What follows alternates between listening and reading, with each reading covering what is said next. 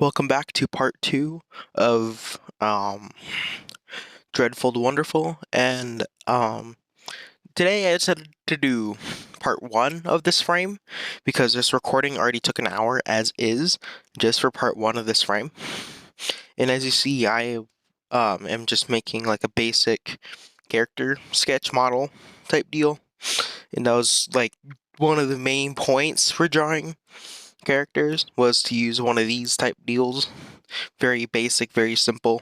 Will turn into something better later. But anyway, I will just let you guys enjoy the music.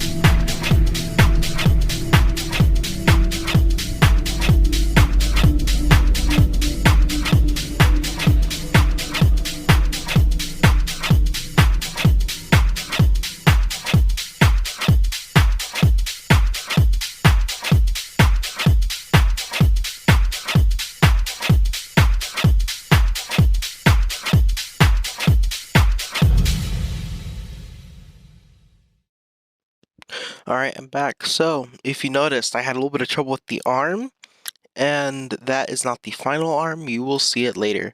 But for now, I mainly wanted to talk about the reason why I changed to 3 fingers on this one instead of the 4, mainly because it was easier to make look good.